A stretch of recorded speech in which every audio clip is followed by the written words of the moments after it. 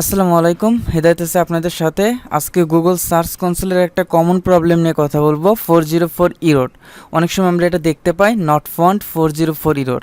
একজন এসইও এক্সপার্টের জন্য এটা জানা অত্যন্ত গুরুত্বপূর্ণ, কারণ আমরা যখন ক্লায়েন্টের ওয়েবসাইটে কাজ করতে যাই, ম্যাক্সিমাম ওয়েবসাইটে আপনি 90% ক্লায়েন্টের ওয়েবসাইটে আপনি দেখবেন 404 এই ইস্যুটা থাকে। কেন এই ইস্যু হয়, কিভাবে আমরা সলভ করব, আজকের ক্লাসে আমরা সম্পূর্ণটাই জানবো। 404 বলতে আমরা এটা বুঝি, the page you are trying to reach on a website could not be found on their server. আপনি একটা পেজে রিচ করতে চাচ্ছেন, বাট সার্ভারে এটা শো করছে না, বা সার্ভার এটাকে খুঁজে পাচ্ছে না।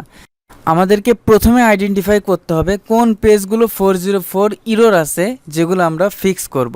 তো আপনারা যদি গুগল সার্চ কনসোলে চলে যান, আপনারা এরকম দেখতে পারবেন নট ফাউন্ড 404, এখানে 33 পেজ আছে। এই পেজগুলোতে 404 আছে, বা এই পেজগুলো গুগল খুঁজে পাচ্ছে না। তো এখানে যদি আমি এই এই ইউআরএলটাকে আমি যদি কপি করে দেন আমি অন্য একটা ব্রাউজারে গিয়ে ওপেন করি, আপনারা দেখতে পারবেন এই পেজটা রিচ হচ্ছে না বা খুঁজে পাচ্ছে না। The page can not be found, এই পেজটা গুগলে কোথাও গুগল ক্রলিং করে খুঁজে পাচ্ছে না। এখন আমরা এই প্রবলেমটা কিভাবে ফিক্স করব। এই প্রবলেমটা ফিক্স করার আগে আমরা এটা জেনে নেই কেন 404 ইররটা হয়। মনে করেন এটা একটা ওয়েবসাইট, আমার ক্লায়েন্টের ওয়েবসাইট, এখানে 404 ইররটা কেন আসে। এখানে অনেকগুলো পেজ আছে, এটা একটা পেজ 1 নাম্বার, এটা একটা পেজ 2 নাম্বার, এটা একটা পেজ 3 নাম্বার, এটা একটা পেজ 4 নাম্বার। আমরা ম্যাক্সিমাম সময় কি করি, আমরা ইন্টারনাল লিঙ্কিং করি, যেমন 1 নাম্বার, 2 নাম্বার, 3 নাম্বার, 4 নাম্বার। এই পেজগুলোতে আমরা যখন ইন্টারনাল লিঙ্কিং করি, তখন আমরা যেটা করি সেটা হচ্ছে 1 নাম্বার পেজের ইউআরএলটা বা 1 নাম্বার পেজের লিঙ্কটা আমরা অনেক সময় 2 নাম্বার পেজে অ্যাড করি, 2 নাম্বার পেজের ইউআরএলটা 3 নাম্বার পেজে অ্যাড করি, 3 নাম্বার পেজের ইউআরএলটা 4 নাম্বার পেজে অ্যাড করি, অথবা একই পেজের ইউআরএলটা মাল্টিপল জায়গায় আমরা অ্যাড করি। প্রবলেমটা তখনই হয়, মনে করেন কোনো একটা কারণে আমি 2 নাম্বার পেজটা ডিলিট করে দিলাম, এখন ওই 2 নাম্বার পেজের ইউআরএলটা 3 নাম্বার 4 নাম্বার পেজে কিন্তু লিঙ্ক করা আছে, বা আমি 2 নাম্বার পেজটা আমি প্রাইভেট করে রাখলাম। তখন যেটা হয়, তখন 3 নাম্বার 4 নাম্বার পেজে যে 2 নাম্বার পেজের লিঙ্কটা থাকে, তখন আর ওই লিঙ্কটা ওপেন হয় না, বা ওই লিঙ্কটা রিচ করতে পারে না। সার্ভার এই লিঙ্কটা খুঁজে না পাওয়ার কারণে যে ইস্যুটা আসে, এটা হচ্ছে 404 ইরর, অথবা আপনি বলতে পারেন ব্রকেন লিঙ্কের কারণে এই প্রবলেমটা হয়, লিঙ্কটা যখন ব্রকেন হয়ে যায়। আমি যদি আপনাদেরকে আরও বিস্তারিতভাবে বলতে চাই, যখন এই প্রবলেমটা আসবে তখন একটা পেজের কি কি লেখা আসতে পারে। 404 error, 404 not found, the requested URL was not found on their server. তারপর এরকম আসতে পারে HTTP 404, তারপরে এরকম আসতে পারে 404 file or directory not found, error 404, বা the page you are looking for can not be found. এগুলো সবই কিন্তু 404 ইরর্সের মধ্যে অন্তর্ভুক্ত। এই প্রবলেমটা ফিক্স করার জন্য আমরা দুইটা পদ্ধতি ব্যবহার করতে পারি। একটা হচ্ছে ইউআরএলকে আমরা একদম রিমুভ করে দিতে পারি, আর আমরা যে স্টেপটা সবথেকে বেশি অবলম্বন করি সেটা হচ্ছে 301 রিডাইরেক্ট করা বা পার্মানেন্ট রিডাইরেক্ট করা। এখন রিডাইরেক্টটা কি? রিডাইরেক্ট হচ্ছে এখানে যে ইউআরএলগুলো আপনি দেখতে পাচ্ছেন, এগুলা 404 ইরর আছে, বা এই পেজগুলো রিচ হচ্ছে না সার্ভারে। এখন আপনি যদি রিডাইরেক্ট করার আগে আমাদেরকে এটা মনে রাখতে হবে, আমাদের রিলিভেন্সি ইউআরএলকে মেনটেন করে আমাদেরকে রিডাইরেক্ট করতে হবে।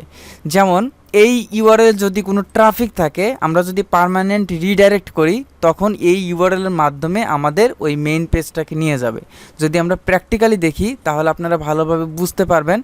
আমরা এই প্রবলেমটা ফিক্স করার জন্য অবশ্যই আমরা ক্লায়েন্টের গুগল সার্চ কনসোলের অ্যাক্সেস নেব। এটা আমি প্রথম পার্টি আপনাদেরকে দেখাচ্ছি কিভাবে আপনারা ক্লায়েন্টের থেকে গুগল সার্চ কনসোলের অ্যাক্সেসটা নেবেন। দেন আপনাদের যেটা করতে হবে, ক্লায়েন্টের ওয়েবসাইটের অ্যাক্সেস নিতে হবে। এটা হচ্ছে আমার ক্লায়েন্টের ওয়েবসাইটের অ্যাক্সেস, এটা একটা ওয়ার্ডপ্রেস সাইট। আমি যদি ক্লায়েন্টের ওয়েবসাইটের একদম অ্যাক্সেসে চলে যাই, WP অ্যাডমিনে চলে যাই, WP অ্যাডমিন এখানে চলে যাই, আমি প্রথমে এটাকে লগ ইন করে নেব। লগ ইন করার পর এখান থেকে আমাকে যেটা করতে হবে, আপনারা চাইলে এখান থেকে প্লাগইনে যাবেন, প্লাগইনে গিয়ে নতুন একটা প্লাগইন ইনস্টল করতে পারেন। 301 রিডাইরেক্ট এই প্লাগইন আছে, অথবা সবথেকে সহজ হয়, আমরা ম্যাক্সিমাম সময় দেখা যায় প্রত্যেকটা ওয়েবসাইটে র্যাঙ্ক ম্যাথ এসইওটা প্লাগইনটা ইনস্টল করা থাকে। আমরা চাইলে কিন্তু এই র্যাঙ্ক ম্যাথ এসইওর মাধ্যমে এটা রিডাইরেক্ট বা এই প্রবলেমটা আমরা ফিক্স করতে পারি। কিভাবে করব? আপনারা জাস্ট এখানে র্যাঙ্ক ম্যাথ এসইও প্লাগইনটি ইনস্টল করে নেবেন, দেন এরকম আসবে র্যাঙ্ক ম্যাথ এসইও। তারপর আপনারা যেখানে যাবেন এখানে আপনারা প্রথমে খুঁজে দেখবেন যে রিডাইরেকশন বা রিডাইরেক্ট এই অপশনটা আছে কিনা। যদি থাকে তাহলে আপনারা এই জায়গায় ক্লিক করবেন, যদি না থাকে আপনারা চলে যাবেন ড্যাশবোর্ডে। ড্যাশবোর্ডে যাওয়ার পর এখানে আপনাদেরকে প্রথমে এই রিডাইরেকশন এটা অন করে দিতে হবে। এটা যদি অন করেন তখন এই লিস্টে চলে আসবে রিডাইরেকশন। তারপর এখানে রিডাইরেকশনে চলে যাবেন। যাওয়ার পর এখানে আমাদেরকে রিডাইরেক্টের একটা অপশন আছে, রিডাইরেকশন অ্যাড নিউতে যদি আপনি ক্লিক করেন এখানে সোর্স ইউআরএল আছে এবং ডেস্টিনেশন ইউআরএল আছে। এটা আমরা প্রায় ভুল করি, আমরা অনেক সময় ডেস্টিনেশন ইউআরএলের জায়গায় সোর্স ইউআরএল দিই, সোর্স ইউআরএলের জায়গায় ডেস্টিনেশন ইউআরএল দিই। এর কারণে যেটা হয় সেটা হচ্ছে মেইন পেজটাও কিন্তু 4040তে চলে যায়।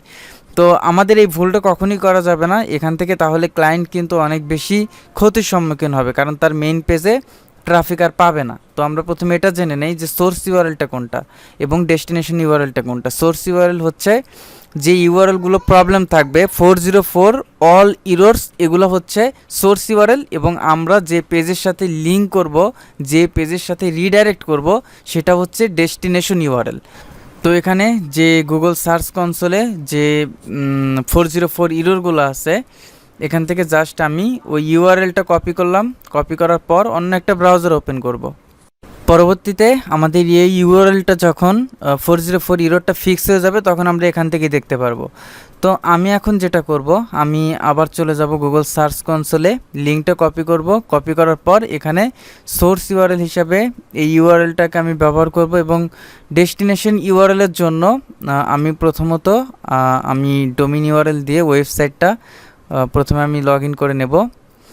এখানে আমাদের যেটা করতে হবে, আমাদের সোর্স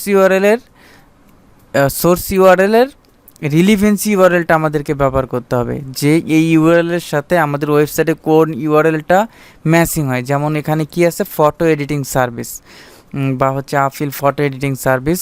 তো এই ইউআরএলের সাথে আমাদের ওয়েবসাইটের কোন ইউআরএলটা ম্যাচিং আছে। তো আমি যদি সার্ভিসে যাই এখানে আপনি দেখতে পারবেন প্রোডাক্ট ফটো এডিটিং।